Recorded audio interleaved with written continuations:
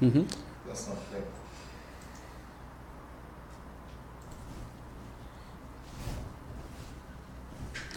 Boa noite a todos.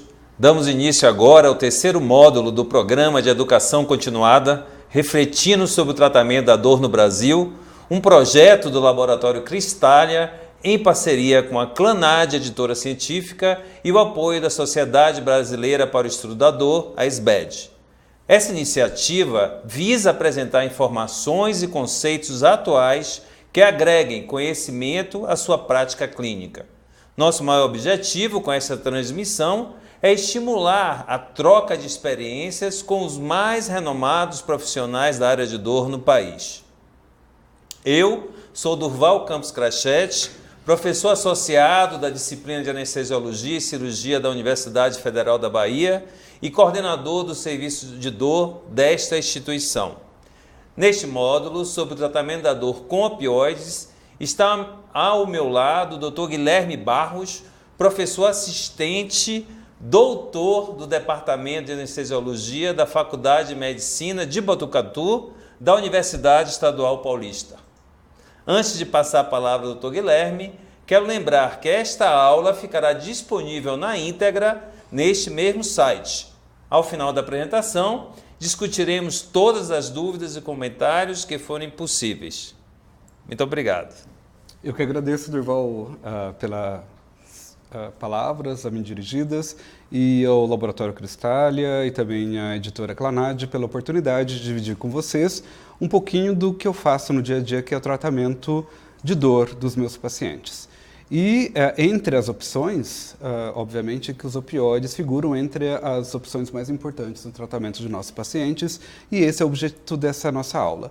Essa minha aula ficou muito facilitada depois das duas aulas que me antecederam, em particular a última do Dr. Durval, que ele abordou especificamente a avaliação da dor do paciente, inclusive fazendo os diagnósticos diferenciais para que a gente tivesse plena noção de qual é o momento, qual é a oportunidade correta para se utilizar de opioides. O problema do subtratamento da dor já foi muito discutido e é reconhecido mundialmente pela Organização Mundial de Saúde. Existe o que nós consideramos uma epidemia global de subutilização de opioide.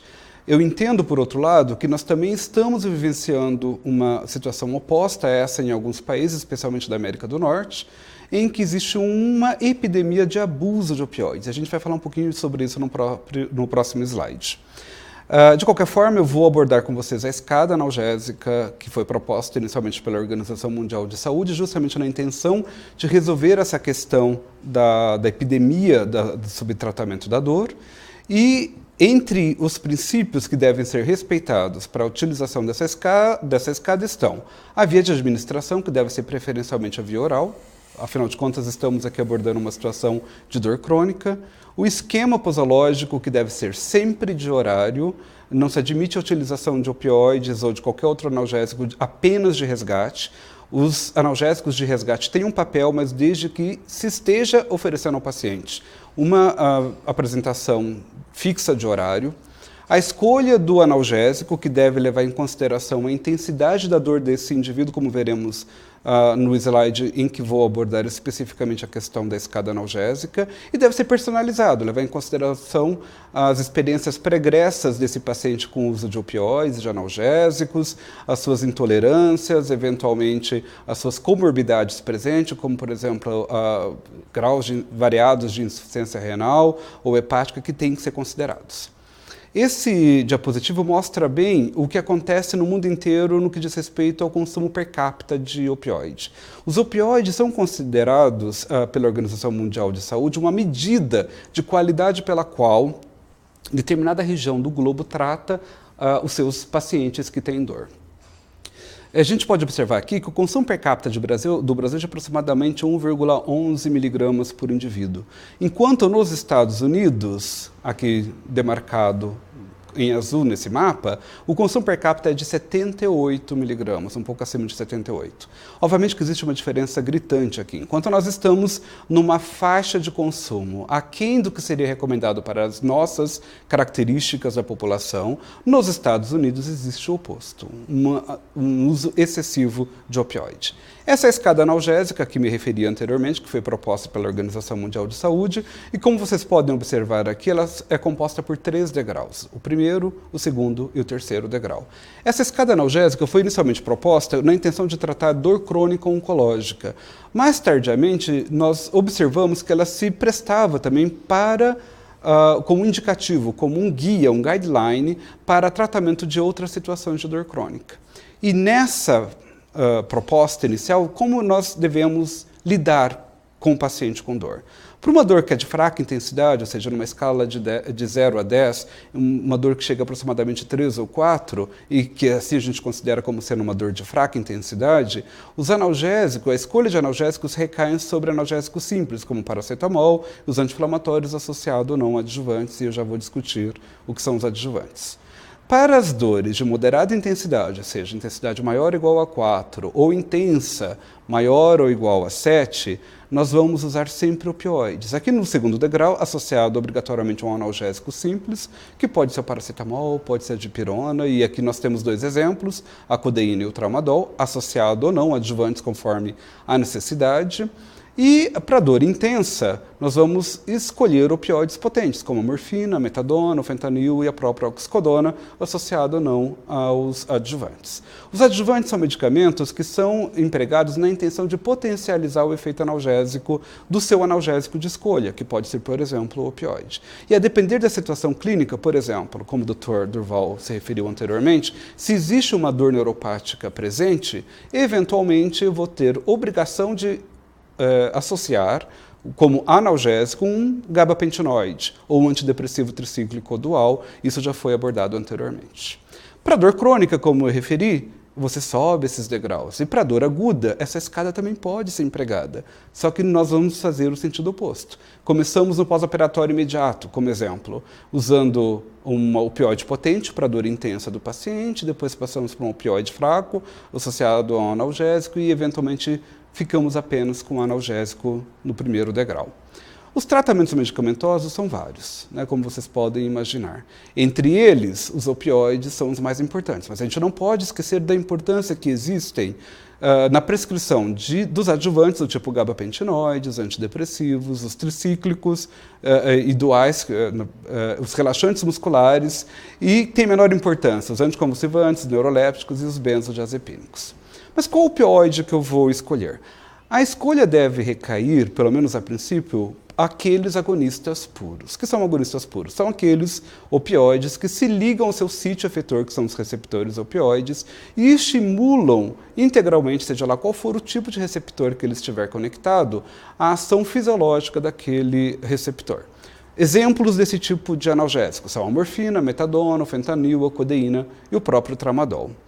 A via oral deve ser preferencial, e nós já conversamos sobre isso anteriormente, então eu não posso usar, por exemplo, a meperidina, que não só por esse motivo, mas por outras razões também não deveria figurar entre as opções, mas ela não está disponível para via oral. Então eu não posso usar um opioide que seja de uso exclusivo parenteral. Entretanto, existe, obviamente, que um lugar para a utilização de opioides de uso transcutâneo ou transdérmico. A analgesia, quando ocorre de forma inadequada ou ocorrem efeitos adversos, eu tenho que estar preparado para trocar o opioide que eu estou utilizando no meu paciente ou, eventualmente, a via de administração, o que vai ser abordado mais à frente nessa minha discussão. Bom, como que eu começo a usar esses opioides? A primeira coisa que eu tenho que considerar é a maneira com que eu vou instituir isso como tratamento para o meu paciente. Inicialmente, eu devo começar com pequenas doses, as menores doses que eu julgo que podem ser efetivas, e eu vou aumentando essas doses gradualmente. Eu vou monitorando a ocorrência de analgesia, se ela está adequada, e eventual presença de efeitos adversos. Os efeitos adversos podem ser um bom indicativo de que eu estou empregando doses acima daquelas que eventualmente o paciente está necessitando. Então, sedação pode ser considerado, por exemplo, um sinal de alerta de sobredose. E eu devo, então, reduzir aquela dose ou como nós vamos abordar mais à frente, aguardar um pouquinho para que aquele paciente crie tolerância a esse efeito adverso. Preferencialmente, ao iniciar a terapia com um opioide, eu devo usar opioide de liberação rápida. Então, evitar opioide de liberação prolongada ou sustentada, porque os efeitos analgésicos, mas também os efeitos eventuais adversos que possam ocorrer, eles vão ocorrer de maneira sustentada por muito mais tempo. E se eu usar um opioide de liberação rápida e eu eventualmente me equivocar com a dose, ou se o paciente não tolerar aquele determinado opioide, eu tenho a oportunidade de corrigir na próxima dose. Ele não vai ter que esperar 12 horas, por exemplo, para que o efeito deixe de existir. E isso, obviamente, que se torna ainda mais verdade quando a dor não está adequadamente tratada, porque os opioides de liberação rápida, eles podem ser administrados com intervalos menores. Quando eu for falar especificamente sobre doses de resgate, a gente vai voltar a falar sobre isso. E como que eu vou aumentando essa dose em dias suscetíveis? Eu vou aumentar de 25% aproximadamente a cada 3 dias, ou de 50% 4 horas após a última dose, se a dor não estiver adequadamente controlada, mas a gente vai voltar a falar sobre isso. Eu linkei aqui alguns opioides que eu considero bastante importantes na escada analgésica, que são reconhecidos pela Organização Mundial de Saúde como boas opções no tratamento da dor. Então, são todos opioides disponíveis no Brasil, e a gente vai começar falando especificamente sobre a codeína. A codeína, ela é um opioide de fácil prescrição. Ela é um opioide acessível, tanto no que diz respeito à facilidade burocrática de prescrição, como também de preço. E ela tem uma apresentação oral, que é ótima, de solução oral, que é ótima para facilitar o fracionamento de doses, especialmente em crianças e idosos. A meia-vida, ou seja, o tempo necessário para que ocorra a excreção de metade da dose que foi administrada ao paciente, é de aproximadamente 2,5 a 4 horas, momento então que eu deveria suplementar a dose com uma dose extra. Ela pode estar um pouquinho aumentada ou diminuída de acordo com o clearance renal desse indivíduo. Ela é obrigatoriamente metabolizada a morfina. E esse é um dado importante para se considerar, né? Porque as pessoas dizem, eu tenho muito receio de prescrever morfina para o meu paciente, porque eu não sei prescrever opioide, mas eu sei prescrever codeína. E é um grande equívoco. Na verdade, a codeína já é um opioide. E é um equívoco ainda que se torna maior se formos considerar que a própria codeína é a morfina como uma prodroga. Então, ela vai ser metabolizada a morfina. E essa morfina que é metabolizada, que é de fato importante para a analgesia do indivíduo. E aqui a gente tem que considerar que alguns indivíduos são fraco-metabolizadores. É considerado até 10% aproximadamente da população caucasiana não metaboliza adequadamente a codeína. Eu tenho que estar atento a isso. Existem também rápidos metabolizadores. Se eventualmente alguém quiser perguntar sobre isso, a gente pode explorar um pouquinho mais esse assunto. Quando ela é administrada pela via subcutânea, o início de ação ocorre de 10 a 30 minutos após a sua administração, e o efeito analgésico máximo é de 30 a 60 miligramas, e isso ocorreria também para a via intramuscular. Entretanto, a gente não recomenda a utilização da via intramuscular, porque tratamento de dor supostamente não deveria provocar dor no indivíduo. Na via oral, especificamente, o início de ação ocorre depois de 30 a 45 minutos de administração, com efeito analgésico máximo ocorrendo de 60 a 120 minutos após a sua administração. 200 miligramas de codeína administrado pela via oral é o equivalente a 120 miligramas administrados pela via subcutânea ou intramuscular, e também o equivalente a 10 miligramas de morfina parenteral ou 30 miligramas da morfina pela via oral. Como que eu faço a administração? Habitualmente 30 miligramas a cada 4 ou 6 horas são suficientes para tratar a maioria das situações em que a dor do meu paciente tem uma média intensidade, e a dose máxima recomendada diária é de aproximadamente 360 miligramas, aliás, é de 360 miligramas. A administração oral para a criança pode ser feita com a utilização da solução oral, como eu disse anteriormente. Entretanto, vale a pena ressaltar aqui que crianças prematuras ou recém-nascidos não deveriam utilizar codeína. As doses recomendadas são de 0,5 miligrama por quilo ou 15 miligramas por quilo desse indivíduo, e a cada 4 ou 6 horas, isso por dia. Morfina. A morfina é o gold standard entre os opioides. A sua concentração plasmática máxima vai ocorrer de acordo com a via de administração em 1 hora para a via oral. Para subcutâneo intramuscular, 30 minutos e para IV, aproximadamente 6 minutos após a sua administração. A Organização Mundial de Saúde reconhece que a morfina é o modelo ao qual todos os demais opioides devem ser comparados e os seus efeitos analgésicos e de eficácia devem ser comparados. A meia-vida no estado de equilíbrio vai ser de aproximadamente 3 a 4 horas, o que implica no fato de que eu devo repetir a morfina a cada 4 horas para o meu paciente. O estado de equilíbrio, o que é o estado de equilíbrio? É o momento em que, para determinada dose, e depois de 24 horas aqui no caso, né, as concentrações plasmáticas desse fármaco está equilibrado nos 3 compartimentos, no intravascular, no interstício e no sítio efetor ou intracelular. Esse momento só vai acontecer, no caso específico da morfina, depois de 24 horas. Qual que é a importância que tem essa informação? Significa que após 24 horas, todo o potencial efeito analgésico da morfina já deve ter ocorrido, se for administrado naquela dose constantemente ao mesmo indivíduo, e da mesma forma os potenciais efeitos adversos também já podem ou já deveriam ter se manifestado.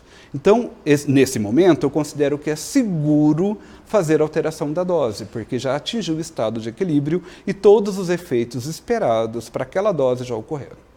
A duração dos efeitos de formulação de liberação rápida são de aproximadamente 4 horas, que é o tempo da meia-vida dela, né? E é um pouquinho menor em bolos parenteral, como a gente pode ver nesse gráfico.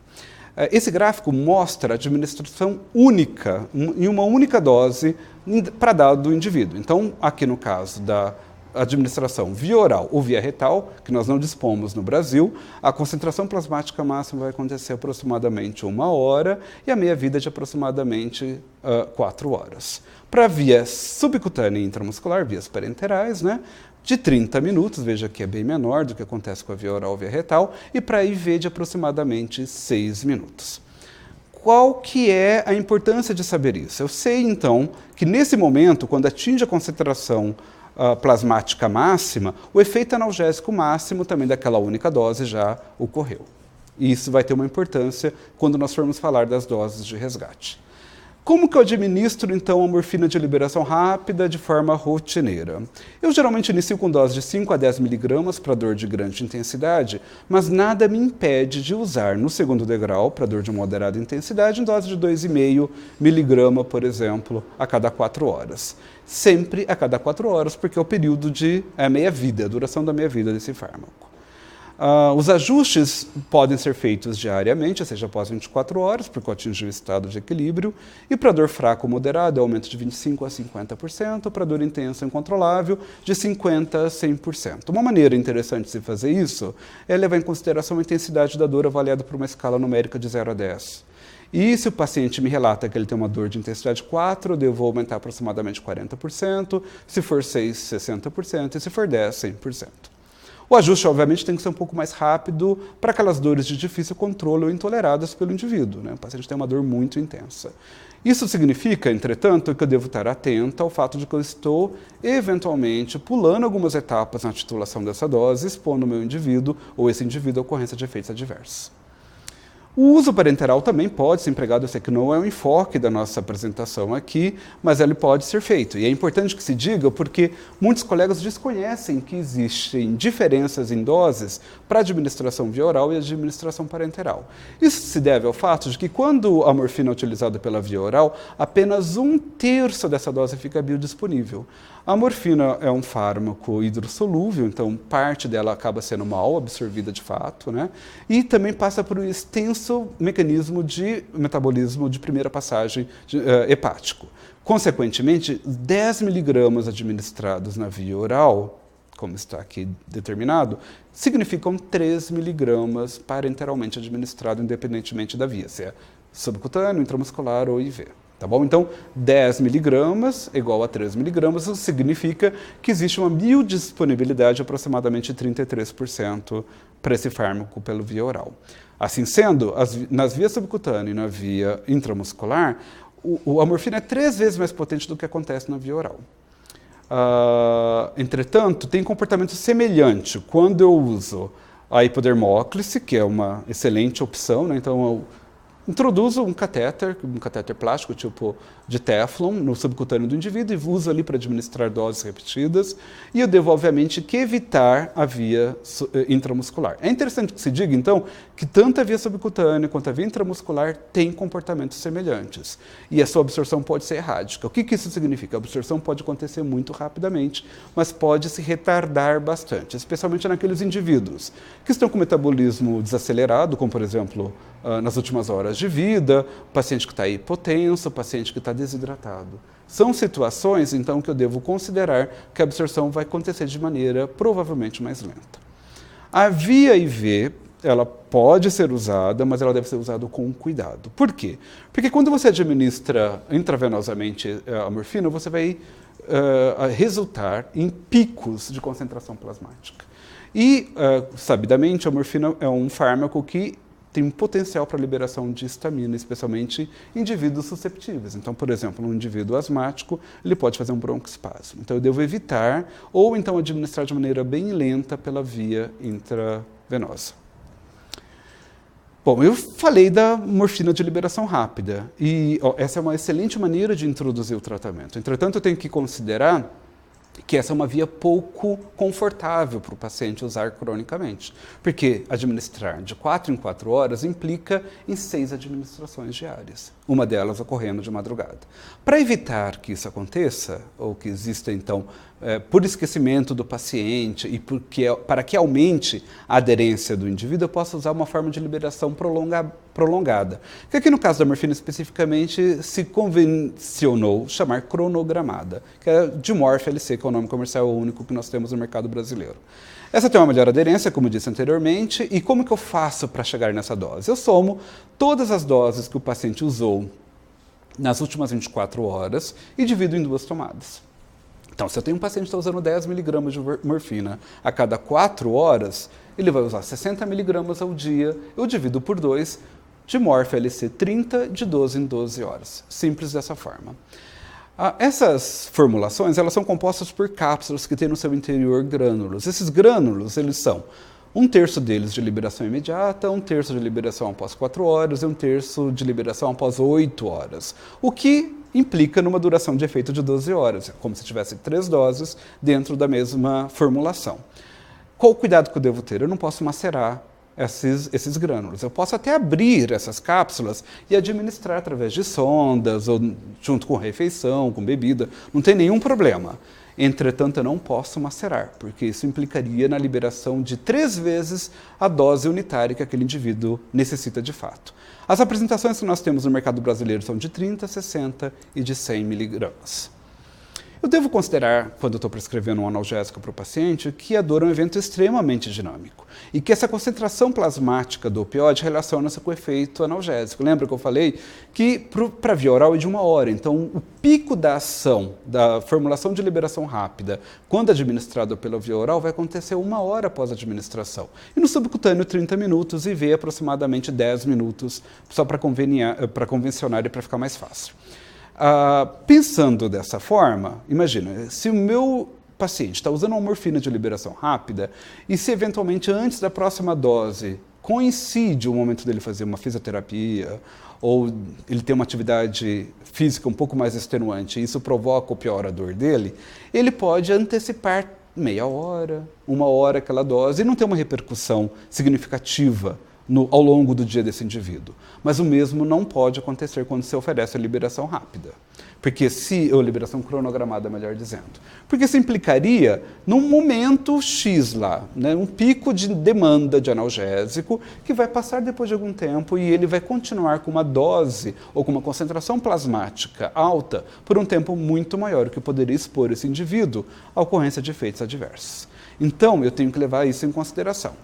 Outra coisa que eu tenho que pensar é que durante o repouso e o sono tem uma menor demanda, porque o paciente está imóvel, né? E durante a atividade, deambulação, fisioterapia tem maior demanda, como eu disse. Nessas situações, então, eu devo prescrever para o meu paciente uma dose de resgate. Vejam que é diferente de prescrever um analgésico só se necessário.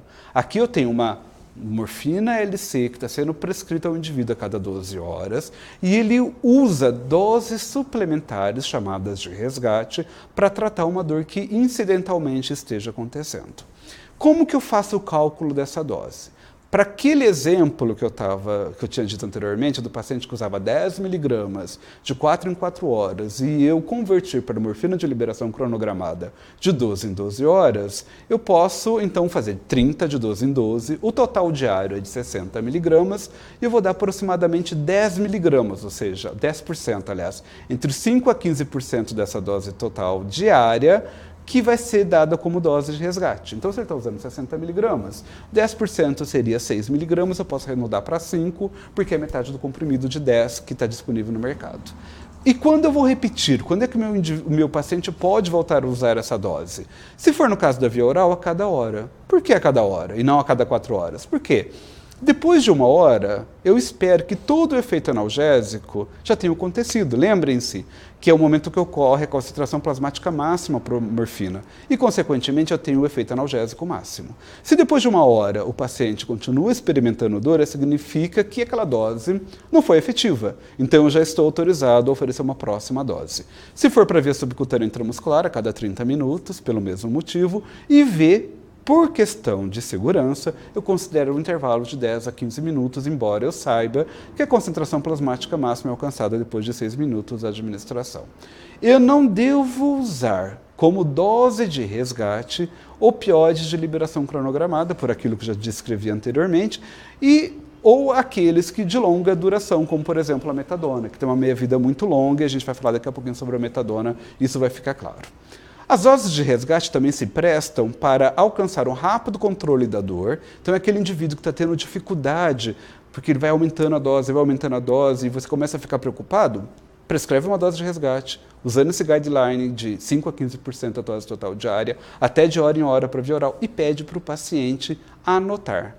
Porque isso permite que eu faça, eventualmente, a soma para fazer os ajustes às doses necessárias. Uma outra coisa interessante a respeito das doses de resgate é que permite uma melhor aderência às terapias físicas. E eu costumo dizer isso muito para os meus pacientes. Quando você vai fazer fisioterapia respiratória, 1 hora antes, você administra uma dose extra de opioide e, consequentemente, você vai experimentar algum alívio, ou melhor, mais efetividade na terapia física.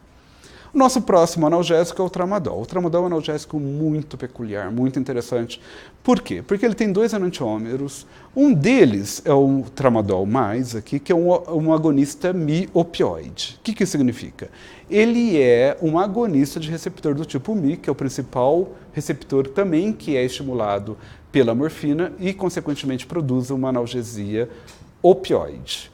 Mas também esse enantiômero, ele inibe a recaptação de serotonina, enquanto o negativo inibe a recaptação de noradrenalina. Essas duas substâncias são neuromoduladores importantes na via descendente com o modulador do indivíduo. Então, eles estimulam, tal qual acontece com o uso de antidepressivos duais, que também tem essa capacidade, ou os tricíclicos, eles também aumentam a quantidade dessas substâncias nas fendas sinápticas, essa via descendente com o modulador, e, consequentemente, diminui a percepção dolorosa do indivíduo. Supostamente, então, teoricamente pelo menos, esse seria um opioide bem interessante para ser usado em pacientes que têm dor neuropática, por exemplo, né? Porque eles teriam os efeitos dos antidepressivos, que são primeira linha de tratamento, inclusive, em caso de dor neuropática.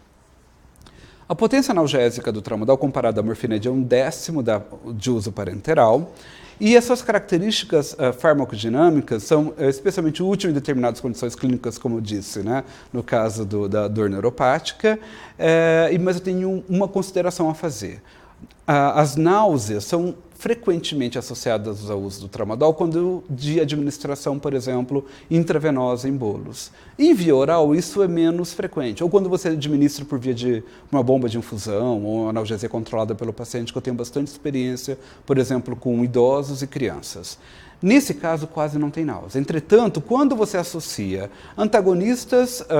antieméticos, antagonistas de serotonina, como ondansetrona, você pode acabar tendo como resultado disso uma potencial diminuição do efeito analgésico. Eu fiz uma revisão sistemática recente, que está em vias de publicação, com meta-análise, e os trabalhos que nós conseguimos captar da literatura, eles mostram que existe, na verdade, não existe uma diminuição da analgesia por conta do fato de que existe um aumento da demanda de tramadol. Então, a gente aumenta a dose do tramadol para compensar esse efeito. Então, provavelmente, os antieméticos antagonistas de serotonina não seriam a melhor escolha aqui no tratamento de náusea resultante do uso do tramadol. Como que eu vou usar? Bom, as apresentações de liberação rápida, inclusive as intravenosas, elas devem ser repetidas a cada 6 horas. Enquanto as de liberação prolongada do tramadol, elas podem ser utilizadas a cada 12 horas, o que dá também uma posologia bastante confortável para o paciente. A solução oral é potencialmente, especialmente útil em pediatria ou naqueles com dificuldade de deglutição. Eu tenho bastante experiência com o uso de tramadol em indivíduos, por exemplo, que têm constipação, é um opioide que potencialmente, teoricamente, ele teria menor potencial para constipação. E as doses habitualmente empregadas são de 200 a 400 miligramas ao dia. A dose máxima recomendada é de 400 miligramas ao dia. Metadona. A metadona é um outro opioide muito interessante e que nós aqui no Brasil temos muita experiência, especialmente pelo fato de ser um opioide barato e de longa meia-vida, o que é conveniente ao mesmo tempo, demanda um pouco de atenção dos colegas que prescrevem. Eu devo começar com doses bem individualizadas, porque cada paciente responde de forma distinta aos analgésicos, opioides de uma maneira geral. Então, com doses de 2,5 a 5 miligramas a cada 6 horas, e eu tendo a ir aumentando o intervalo de dose de 8 em 8, depois eventualmente de 12 em 12, e eventualmente até uma vez ao dia. Nos mais debilitados idosos, eu vou começar com doses ainda menores, com mais cuidado, né? 2,5 de 12 em 12, por exemplo. Se o paciente está usando doses acima de 60 miligramas ao dia, eu devo monitorizar com o ECG, porque existe o risco de prolongamento do intervalo QT.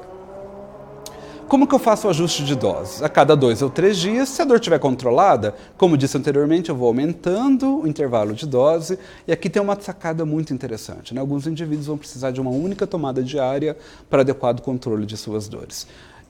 A metadona também tem um mecanismo de ação que, além de ser um agonista Mi, como acontece com a morfina e com o próprio tramadol que a gente acabou de discutir, ela também tem ação sobre o antagonista NMDA, que supostamente, de maneira teórica, seria interessante para o uso de dores neuropáticas. Embora a literatura não consegue mostrar vantagem de determinado opioide sobre o outro na eventualidade de dor neuropática.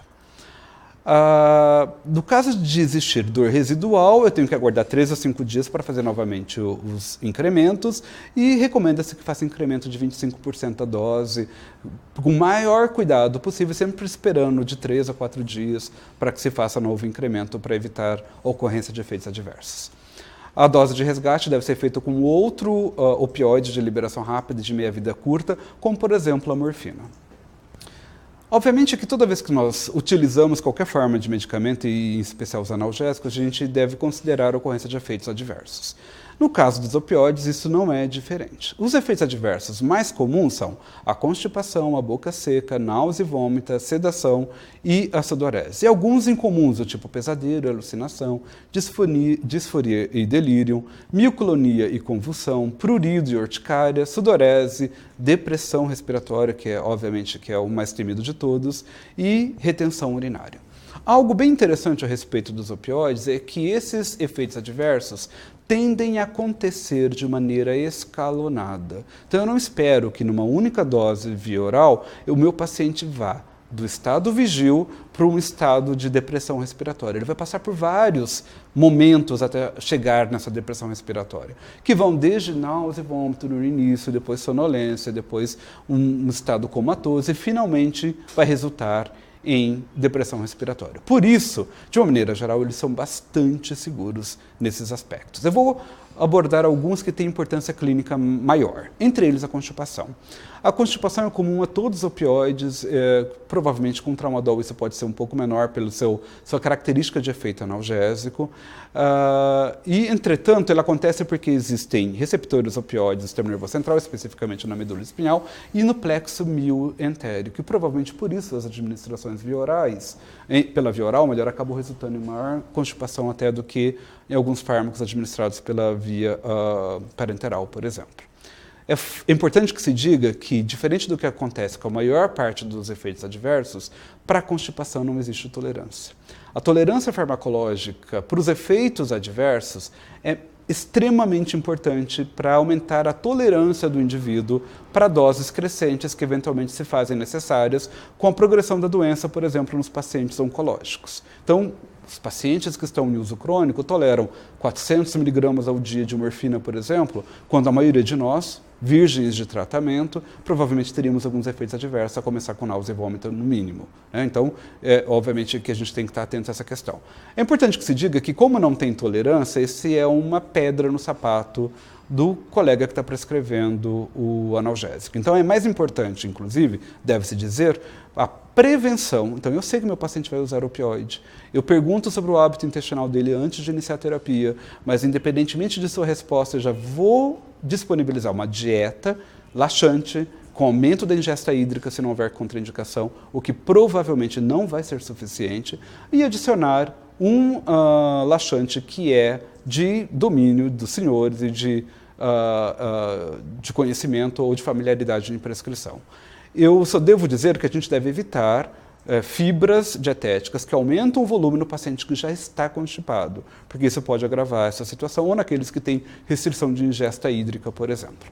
Náusea e vômito são outros efeitos que podem acontecer, entretanto a tolerância acontece rapidamente para esses efeitos, como acontece, por exemplo, para a sonolência, que vai ser outro efeito que eu vou abordar com os senhores. O uso de antieméticos pode ser aquele de preferência dos senhores também, lembrando que a andozetrona deve ser evitada quando a gente prescreve o tramadol, por motivo já explicado anteriormente. E a rotação de opioides, quando o paciente é muito intolerante e não melhora, pode ser interessante. É curioso que em doses equianalgésicas, diferentes opioides no mesmo paciente podem resultar em tolerâncias diferentes. Então, por exemplo, eu uso doses equianalgésicas de morfina e metadona meu paciente não tolera, mas tolera a dose equianalgésica de morfina e vice-versa. Então, essa é uma maneira interessante de, eventualmente, você resolver esse problema. A sedação é outro efeito que acontece especialmente no início do tratamento do uso de opioides, né? E eu tenho que levar em consideração que eu tenho que distinguir entre o que é a exaustão causada pela doença, por dias, noites, sem dormir adequadamente desse indivíduo, pelo fato de ocorrer sedação realmente, né? Então, ou o paciente está exaurido e está descansando, ou será que ele está tendo sedação como efeito adverso, né?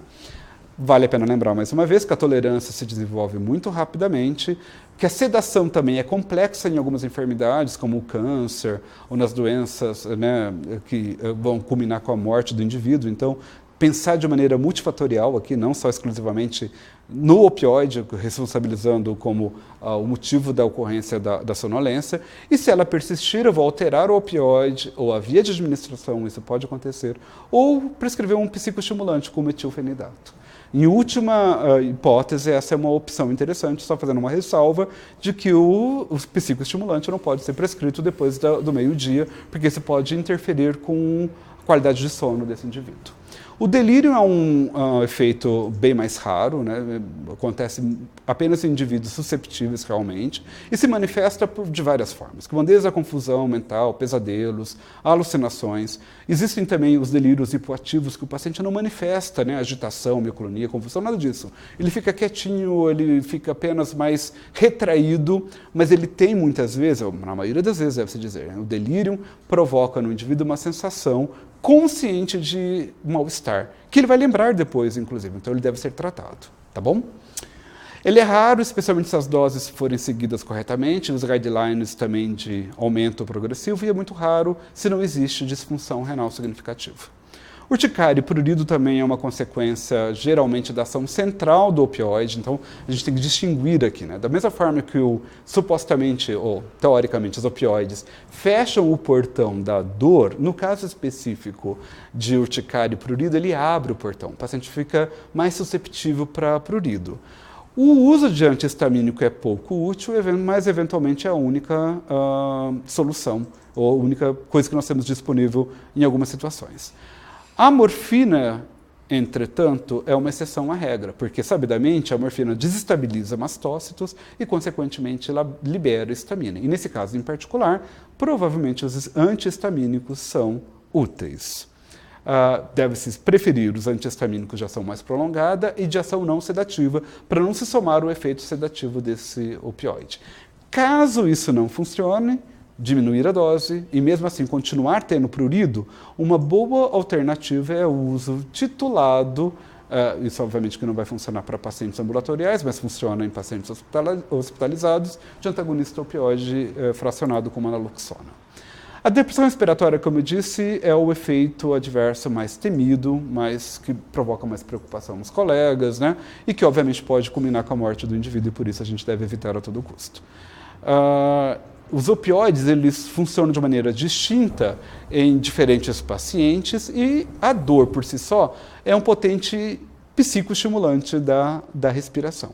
Então, se você supostamente, teoricamente, titular a intensidade da dor e oferecer a dose de opioide que ele precisa, você vai resolver o problema do paciente, porque a própria dor serve como estimulante. Então, por isso que alguns pacientes que estão com dor de grande intensidade toleram tão bem os opioides, eventualmente não tem nenhum efeito analgésico adverso, inclusive, enquanto naquela mesma dose, doses até menores, no outro indivíduo aquilo poderia provocar efeitos adversos.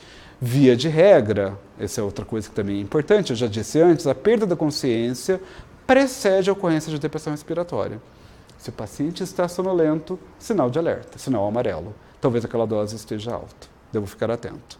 E a tolerância farmacológica é extremamente rápida para a depressão respiratória, como acontece para a própria sedação e para náusea e vômito. O tratamento, obviamente, que eu tenho que identificar e tratar as causas que estão contribuindo. Muitas vezes, o opioide pode até estar contribuindo, de fato, para a ocorrência de depressão respiratória. Entretanto, essa depressão respiratória é multifatorial, não é só o opioide, e a gente tem que considerar isso. Muitas vezes, os clínicos, quando eles deparam com a prescrição de opioide do indivíduo que faz uma depressão respiratória, a primeira coisa que eles pensam é na morfina e ponto, e não conseguem raciocinar de outra forma, né? Sempre que possível, reduzir a dose e observar esse indivíduo. Obviamente, a melhor recomendação, na verdade, é interromper as doses de horário desse indivíduo que fez uma provável depressão respiratória por opioide e oferecer apenas doses de resgate suplementares. Se os sinais vitais estiverem instáveis, aí sim a oximetria de pulso deveria ser mandatória, né? O uso de naloxona, que é um antagonista opioide, a melhor solução para a situação, e envolver um especialista, que não precisa ser obrigatoriamente um especialista em dor, mas um intensivista, ou então um anestesiologista que tem pleno domínio dessa situação e sabe como resolver essa questão. Rotação de opioide. Eu citei anteriormente que a rotação de opioide pode ser um instrumento útil em algumas situações clínicas. As mais frequentes são relacionadas à analgesia inadequada. Então, ou aumenta a intensidade da dor, ou eleva o metabolismo desse indivíduo por um motivo qualquer, como febre, por exemplo, né? Ou reduz a sensibilidade do receptor por causa de tolerância. Esses são os principais motivos pelos quais ocorre a analgesia inadequada no indivíduo que já experimentava analgesia adequada e que me faz pensar, por exemplo, em mudar de opioide. Rotação de opioide significa isso, mudar de determinado opioide, do opioide A, para o opioide B, para manter a analgesia do indivíduo com uma tolerância adequada. Obviamente que podem também ser motivo para essa mudança a ocorrência de sedação e sonolência e do próprio delírio. São menos comum. Interação medicamentosa, então tem um indivíduo que está usando, por exemplo, metadona, e metadona tem uma interação com vários antirretrovirais, é um paciente com AIDS, e eventualmente se muda o esquema antiviral desse indivíduo, e o próximo esquema, que é esse esquema que foi introduzido, ele tem alguma incompatibilidade com o uso da metadona. E daí eu tenho que pensar em eventualmente mudar de opioide. Quando ocorre hiperalgesia induzida por opioide, com outro evento também bastante raro, a gente vê pouquíssimo isso na clínica. Em constipação, não é um motivo tão frequente, porque nós tentamos resolver a questão da constipação com o uso de medidas laxantes, né? E se a via de administração deixa de estar disponível. Era aquele indivíduo que deglutia e no avançar da doença, por um motivo qualquer, a via oral não está mais disponível, tem que transicionar da via oral para uma via subcutânea, por uma hipodermóclise, por exemplo. Existem tabelas de analgesia publicadas, são várias, que variam de autor para autor, mas existem alguns instrumentos muito mais fáceis disponibilizados online. Um deles é o Clinical, que eu uso bastante. Esse instrumento todo mundo tem smartphone hoje, com acesso à internet. Então é só entrar lá no clinicalc.com e você coloca o calculador de dose equivalente de opioide e você descreve, no caso aqui, por exemplo, tem morfina, eu coloco quantas doses, qual é a via que ele está usando e eu escolho o outro opioide aqui de uma lista disponível ali, a via, e ele vai fazer o cálculo. Curiosidade. A tolerância cruzada entre opioides, ela varia de indivíduo para indivíduo. Eu nunca sei exatamente qual que é a tolerância cruzada. Eu sei que o indivíduo está tolerante ao opioide A porque ele está usando esse opioide há 6 meses. Mas, eventualmente, o opioide B, ele está parcialmente apenas tolerante. Então, nessa calculadora tem uma maneira de fazer um cálculo aqui, uma simulação, e obviamente que sempre o que deve nos guiar é o senso clínico, né? Então, bom senso de prescrever a dose que eu considero adequado. Outra maneira de fazer esse tipo de conversão é usar aplicativos, um deles é esse que chama Opioides, que está disponibilizado gratuitamente em plataforma como esse aqui, é um print do meu iPhone, então na Apple Store, mas também pode estar disponibilizado, tem um outro muito interessante, aliás, do Colégio Australiano e Neozelandês de Anestesiologia, que é uma calculadora bem interessante que eu também tenho usado eventualmente. Era isso que eu tinha para falar no momento, e eu estou aberto para as perguntas e para os comentários. Obrigado pela atenção. Muito obrigado, Dr. Guilherme. Assim como a morfina é padrão ouro no tratamento da dor no Brasil, as recomendações do Dr. Guilherme são também padrão ouro, que devem ser anotadas e seguidas. E por conta disso, temos inúmeras perguntas aqui, Dr. Guilherme, de várias cidades do país. E eu também fiz algumas perguntas que eu acho que você vai responder brilhantemente. E vamos começar uma primeira pergunta daqui do estado de São Paulo, que diz assim: ouvi dizer que a escada analgésica da OMS poderia ser complementada com 2 degraus extras, o 4º e o 5º. Isso é verdade? Na verdade, nós, anestesiologistas, especialistas em dor e neurocirurgiões, poderíamos adicionar 2 degraus, né, o 4º e o 5º degrau, que ficariam acima, então, dos opioides potentes, e acima, então, dos opioides potentes viriam os bloqueios analgésicos e anestésicos. Por exemplo, na dor pós-operatória é muito comum eu instalar um catéter peridural na intenção de tratar a dor naquele período imediato após a cirurgia. Esse seria um 4º degrau, né? E, obviamente, que no momento que aquele indivíduo não precisasse mais de tanta analgesia, eu poderia cair para o 3º degrau, eventualmente para o 2º e para o 1º degrau, quando ele não precisaria mais de analgésico de nenhuma maneira. E o 5º degrau seria, por exemplo, o degrau dos procedimentos neuroablativos que são utilizados no tratamento de dor daqueles portadores de dores crônicas, por exemplo. Muito obrigado. E a próxima pergunta vem do Rio de Janeiro. E caso eu prescreva um laxante ao paciente usando um opioide, posso considerá-lo como adjuvante? Essa é uma pergunta bem interessante, né? O conceito de adjuvante ele é muito amplo. Inicialmente, quando proposto, a ideia era que esses adjuvantes fossem obrigatoriamente analgésicos ou fármacos que são empregados com outro objetivo clínico, que, entretanto, tem algum potencial analgésico. Isso foi muito bem identificado, por exemplo, com os anticonvulsivantes, né? Especialmente a carbamazepina no início do uso em situação de dor neuropática. A gente sabe que não é mais primeira linha, mas continua sendo primeira linha de escolha no tratamento de neurologia de trigêmeo. E ocorreu com os triciclos, com os duais, agora com os gabapentinoides. Entretanto, se a gente for considerar, por exemplo, que os opioides eles são medicamentos que eventualmente produzem constipação ao meu paciente, então é interessante que eu prescreva alguma coisa que torne aquela terapia analgésica tolerável pelo paciente. Porque a constipação pode ser tão ou mais intolerável pelo indivíduo do que a própria dor.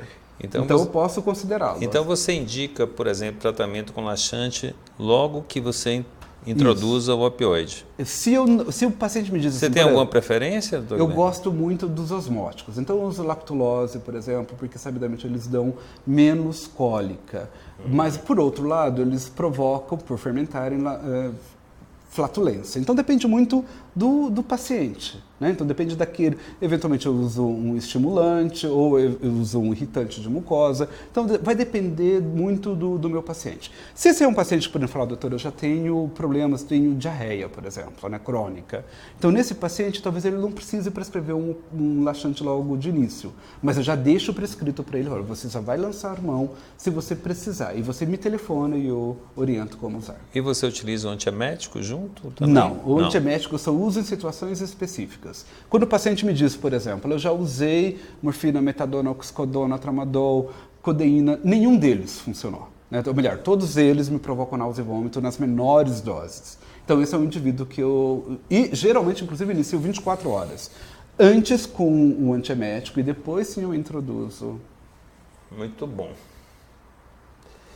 Uma pergunta do Espírito Santo.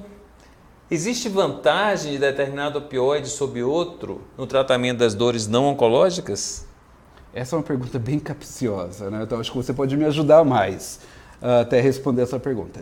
Obviamente é que nas dores neuropáticas especificamente, supostamente o tramadol e a metadona são opioides mais interessantes.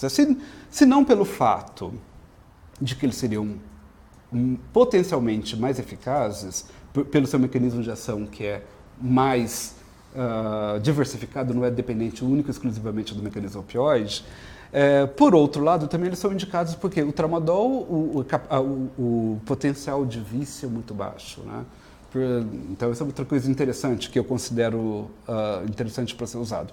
E a metadona, porque tem uma vida muito longa e é muito barata. Então, em dor neuropática, as minhas escolhas recaem sobre esses analgésicos. Mas nós não temos na literatura, a não ser que alguma coisa que eu não tenho conhecimento, talvez você tenha lido mais recentemente, que comprove superioridade desses fármacos sobre outros. Não existe essa comprovação, mas o que se diz é o seguinte: como o tramadol tem um efeito no sistema inibitório descendente e a metadona tem um efeito no receptor bloqueador do receptor NMDA, eles podem ser realmente compatíveis, mais interessantes. O que é necessário, talvez, é uma dose mais alta, por exemplo, da morfina, da oxicodona, para você obter o mesmo resultado no tratamento da dor neuropática. Então, você pode utilizar, principalmente na fase de titulação, desde que use por um período limitado, curto de tempo, até que os agentes de primeira linha deem resultado.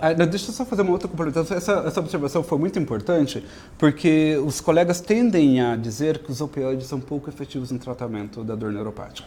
Provavelmente por isso que você acabou de relatar. Nós usamos doses pequenas nesses indivíduos, temendo o fato de que é uma dor não oncológica, né? E esse paciente... Então, na verdade, a gente tem que usar doses efetivas para que se tenha um resultado adequado.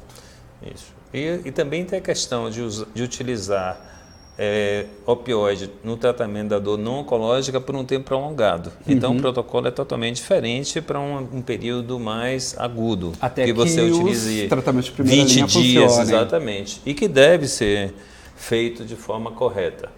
Tem uma pergunta aqui bem interessante de um contemporâneo meu, da Bahia. E eu sei que eles são muito fãs de opioide, no geral. Que bom. Principalmente os ortopedistas estão ganhando uma força grande nessa prescrição.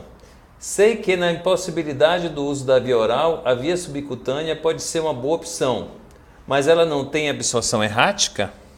Como eu disse anteriormente, tem. Funciona exatamente como funciona com a via intramuscular. Entretanto, em uso prolongado, você acaba diminuindo esse problema, né? E uma maneira interessante é a hipodermóclise. Então, eu evito o uso das punções múltiplas e eu introduzo um catéter, né, um Teflon, que pode ser tipo um Teflon de calibre 20 ou de calibre 22. E nesse catéter, que pode ficar, eu coloco um curativo transparente para poder observar o sítio de inserção, eu posso repetir ali as doses e esse catéter pode ficar em sítio até por 10 dias, se não houver nenhum sinal de infecção. O cuidado, eu posso complementar? Deve. O cuidado na infusão subcutânea é não fazer em pacientes que têm edema de tecido celular subcutâneo, os pacientes estão muito hipotensos, mas alguns autores... Exatamente. Mas alguns autores acreditam que a absorção seja muito semelhante caso essas exceções, né, em paciente instável hemodinamicamente, a via intravenosa. Então, é muito melhor fazer a via subcutânea do que a via intramuscular, salvo essas exceções. Perfeito. Muito bacana essa pergunta da Bahia. Vamos ver outra pergunta aqui de São Paulo. Os antagonistas opioides podem ser empregados no tratamento da constipação? E quanto aos demais efeitos adversos desses agentes? Muito Outra pergunta interessante. Interessantíssima, né? E aplicável, né? É, aplicável. Nós tivemos por algum tempo, inclusive disponível no mercado brasileiro, um antagonista opioide periférico, que era a metilnaltrexona, que não cruzava a barreira hematoencefálica, então ela não tinha o risco de contrabalancear os efeitos terapêuticos esperados dos opioides, como, por exemplo, a analgesia. Infelizmente, ela não está mais no mercado, era a melhor opção que existia disponível para o tratamento de constipação, sem sombra de dúvida. Houve outro, esse fármaco específico, o metilfenidato, era para uso em dor crônica, enquanto o alvimupan, se eu não me equivoco, era para situação especificamente de dor pós-operatória, né, para restabelecimento de trânsito gastrointestinal.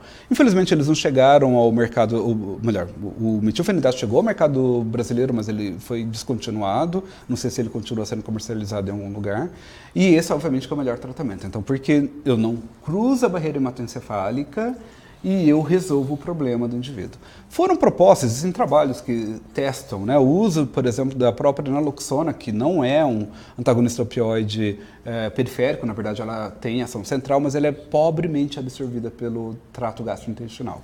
E, entretanto, nas concentrações que são ofertadas via oral, elas chegariam em concentração no sítio efetor, que é no plexo mioentérico, em concentração que poderia reverter a constipação induzida por opioides.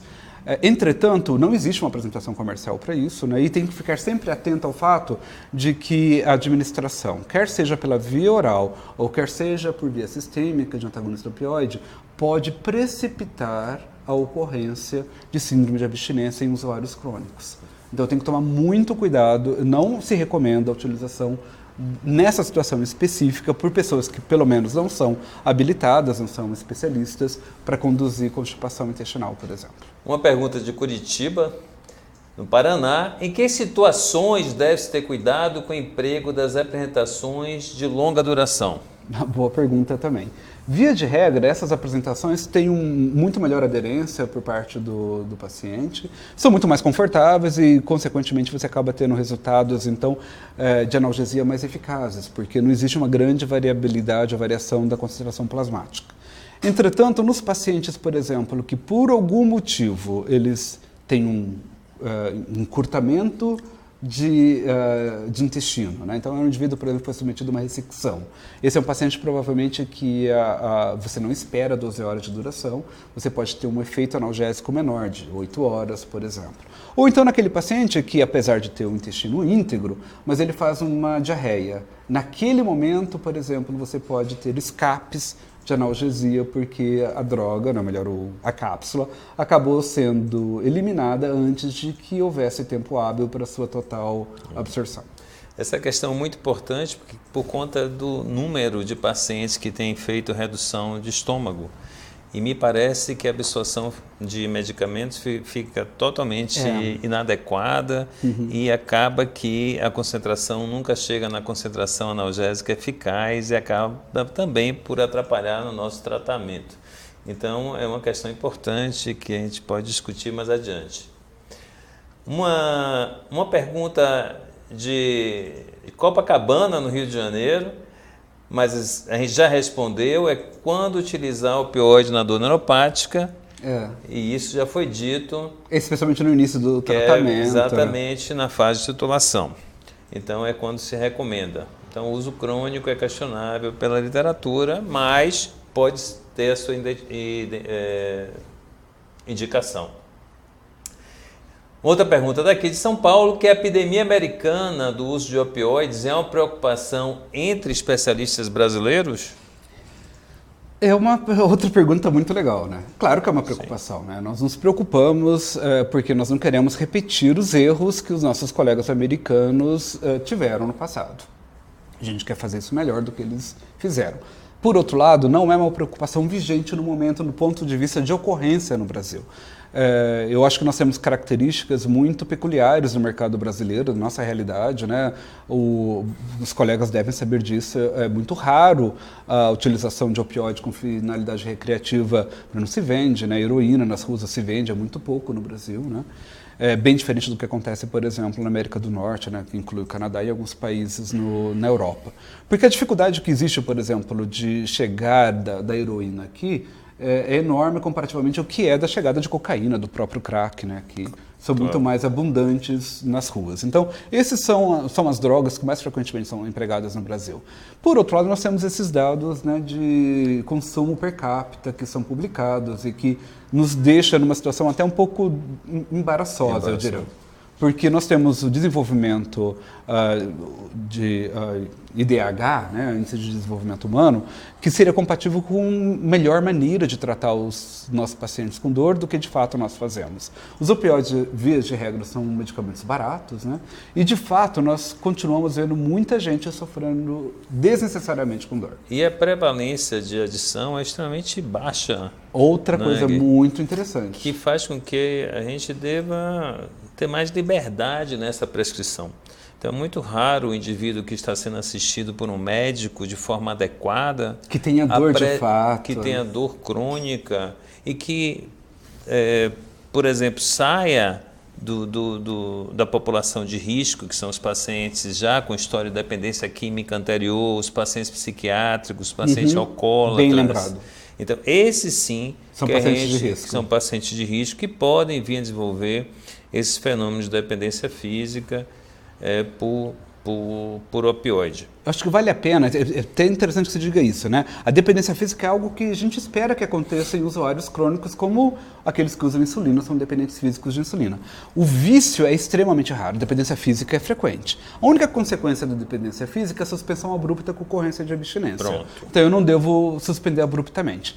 Falando sobre risco, tem um outro aplicativo bem interessante, gratuito, que chama Opioid Risk, que é disponível só no idioma inglês também, mas que está lá disponível na App Store, que você pode baixar e você, respondendo um questionário rápido, baseado na literatura, você consegue mensurar o potencial risco daquele indivíduo que você está atendendo de desenvolver vício. E aproveitando esse gancho, Gui, você quer diferenciar, por exemplo, o que é tolerância aguda e o que é hiperalgesia? Porque também é uma pergunta interessante, porque muitas pessoas confundem e acabam retirando o opioide de forma inadequada. Como é que você lida com isso? A tolerância aguda é o incremento necessário de dose, e toda vez que você incrementa a dose, o indivíduo tem uma analgesia. Ele experimenta a melhora, que é temporária, porque rapidamente ele cria tolerância de novo. Esse é um efeito que é raro, mas que se observa eventualmente, inclusive em infusão aguda, né? Então, no intraoperatório, por exemplo, é dito que os opioides de menor poder intrínseco têm maior risco de desenvolver esse tipo de situação, mas a gente vê isso acontecendo com o remifentanil, que é um opioide que tem um potencial, uma potência intrínseca elevada. Já a hiperalgesia induzida por opioide, eu diria que é mais raro ainda, e o oposto acontece, né? Então, é aquele indivíduo que está tomando opioide e subitamente ele começa a ter uma dor. Clinicamente, não é uma dor só localizada onde ele tinha dor, né? É uma hiperalgesia disseminada, não é só no local, ele tem um tumor que, por exemplo, acomete o seu fêmur, mas essa dor agora é uma dor mais generalizada, né? Ele fica com um estado hiperálgico. E toda vez que ele aumenta a dose ou ele toma uma nova dose, ao contrário do que você esperaria, por um efeito paradoxal, tem uma piora daquela dor. Então, a hiperalgesia se caracteriza pela presença da dor aos incrementos e no aumento da tomada da dose, enquanto a tolerância aguda é uma diminuição da eficácia que pode ser temporariamente resolvida com suplementação de dose. E na hiperalgesia é um critério, inclusive, para você rotar o opioide. E na tolerância aguda também, se ela for de comportamento aberrante, né? Pronto. Você pode trocar de opioide. Então, esses conceitos devem ficar claros e nós não devemos suspender o opioide sem ajustar dose ou ajustar o tipo de opioide empregado. Tem uma pergunta aqui bem interessante de São Paulo, Gui, que é em relação à prescrição de metadona, ela deve ser individualizada? Extremamente individualizada, né? Especialmente pelo fato de que ela tem uma meia-vida muito longa. Então, como ela tem uma meia-vida muito longa, eu tenho que conhecer bem meu paciente antes de prescrever. Eu devo iniciar com as menores doses possíveis, observar a ocorrência de efeitos adversos, levar em consideração que sedação, eu volto a dizer, é um sinal amarelo, né?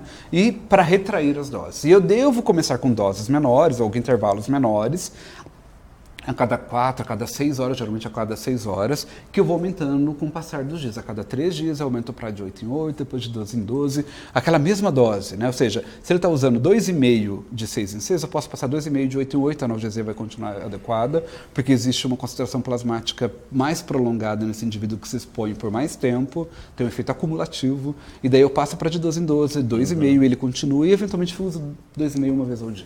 Tem sido falado muito nessa questão de toxicidade cardiovascular com metadona, mas o que é que você tem a dizer sobre isso? É realmente necessário fazer um ECG prévio ou, como você salientou, é somente para as doses acima de 60 miligramas? E eu só considero para doses acima de 60 miligramas. Então, que são doses raras, né? A gente raramente chega a essa dose. Não sei qual é a sua experiência. Não, também quase nunca alcanço essa dose na prescrição. E quando eu alcanço, eu solicito o eletrocardiograma. E principalmente quando nós estamos rodando de morfina para metadona, reduzimos a dose às vezes em 15 vezes. Então é a grande vantagem da metadona. Começamos com 10% da dose calculada muitas vezes. E outra vantagem da metadona é que é um fármaco interessante na insuficiência renal. Você quer falar alguma coisa sobre isso, Gui? Puxa, excelente, bem lembrado, né? Diferentemente da morfina, que tem uma meia-vida curta, e a gente pensaria, poxa vida, a morfina pode ser uma boa opção. Infelizmente, os seus metabólitos e a própria morfina sofrem um impacto enorme da disfunção renal. Então, qualquer alteração do clearance já tem alguma repercussão. E aí a metadona acaba sendo uma opção interessante, porque apesar dela ter uma meia-vida bem longa, e alguns poderiam pensar, poxa, mas metadona no paciente, né, que tem insuficiência renal, já que a meia-vida é tão longa, e ela também é excretada por via renal. E seus metabólitos também são excretados por via renal. Entretanto, seus metabólitos são inativos, diferente do que acontece com a morfina. Então, eles acabam usando uma via alternativa, que é a via biliar, intestinal, para serem eliminados, e mesmo que eles se acumulem, não tem nenhuma repercussão clínica. E eu gostaria de salientar que a prevalência do crônico em pacientes renais, inclusive em fase terminal de vida, chega a mais de 40%. E a prevalência de insuficiência renal em paciente no final de vida também é muito alta. Também é muito alta. Então, é um fármaco bastante interessante, muito interessante nessa situação. E que nós devemos perder esse conceito de que metadona é igual a Adorei essa pergunta, muito ritmo boa. de torsade de Points com morte súbita. Tem uma outra pergunta aqui, são várias perguntas de vários estados, mas as pessoas estão conectadas. Está avançando, as pessoas estão bastante conectadas, mas é de se esperar, né? Com um baluarte em clínica de dor no Brasil. Andréia, do Rio de Janeiro, quais as recomendações que norteiam a escolha de opioide a ser utilizado? Bom, são várias recomendações. Se você levar em consideração que diz a Organização Mundial de Saúde, já é um bom começo. Então, levar em consideração a intensidade da dor do indivíduo, as peculiaridades desse indivíduo no que diz respeito à comorbidade, como, por exemplo, a insuficiência renal, o fato de história pregressa de baixa tolerância a determinado analgésico e por aí afora, né? Então, tem que ser extremamente individualizado. Um tratamento de dor, não só com o uso de opioide, mas também o tratamento de dor neuropática, que muitas vezes você não vai usar opioide, ou mesmo uma dor de fraca intensidade, ele tem que ser totalmente individualizado, né? Tem que perguntar para o paciente quais são as experiências pregressas dele com o uso de analgésicos, com os tratamentos disponíveis, e aí sim prescrever os analgésicos. Muito bem, as outras duas perguntas, inclusive da Bahia, do Ceará, nós já respondemos, como utilizar a metadona na prática clínica, você já falou muito bem que é para iniciar com doses pequenas, o comprimido pode ser partido, assim como da morfina, você colocou isso, e faz com que titulemos a dose de maneira mais adequada, e realmente o tramadol e a metadona são os opioides de preferência nessa fase de titulação, no tratamento da dor neuropática. Então, essas perguntas. E eu tenho uma última pergunta no nosso pouco tempo que resta. Quando é que você fica mais atento ao uso de codeína, por exemplo, em gestante? Que pergunta. Em que sentido? Em que sentido? Houveram alguns relatos de que em acetiladores mais rápidos você Ultra poderia rápido dar um pico maior em morfina e isso comprometer o neném. Você já ouviu falar nessa questão? Já. Na verdade, tem algumas referências interessantes de que relatam mães que estão, inclusive, amamentando. Né? Que eventualmente existiu depressão respiratória e que fez estudo genético nessa população, nesses pacientes envolvidos, e detectou que eram indivíduos que eram ultra rápido metabolizadores, que convertem muito rapidamente a codeína a doses altas. Então, para as pessoas que têm um pouco de tensão, com medo disso poder acontecer, essa prevalência também é extremamente baixa de acetilador rápido, é menos que 5% da população, então é extremamente, parece que tem um caso só descrito na literatura, então nós podemos prescrever de maneira confortável, não é isso? Com cuidado sempre, né? Sempre com cuidado, mas de forma confortável. Então eu quero agradecer ao Dr. Guilherme pelas discussões e a todos os colegas pela atenção. Esperamos que este tema tenha realmente contribuído para a atualização profissional. E conforme informado no início desta apresentação, este programa estará disponível na íntegra neste mesmo site. Novamente passo a palavra ao Dr. Guilherme para as suas considerações finais. Eu só tenho a agradecer a sua amável condução, né? Você é meu amigo de longa data e eu estou disponível para, se eventualmente a sua pergunta não foi respondida, para que continue enviando, né? A Clanad vai me enviar essas perguntas e eu vou ter o maior prazer de responder o mais breve possível a todos. Muito obrigado pela atenção. Muito obrigado a todos. Então, chegamos ao final deste último módulo, refletindo sobre o tratamento da dor no Brasil, e agradecemos em nome da Cristália, que é uma grande investidora em educação médica continuada, e da editora Clanad pela sua participação, e esperamos que tenham aproveitado todo o conteúdo deste programa, que em muito vai mudar a mentalidade da maioria dos médicos que estão acompanhando essa educação. Não deixe de responder as questões sobre os módulos que estão no site para obtenção do certificado de atualização profissional. Muito obrigado e uma excelente noite a todos. Boa noite.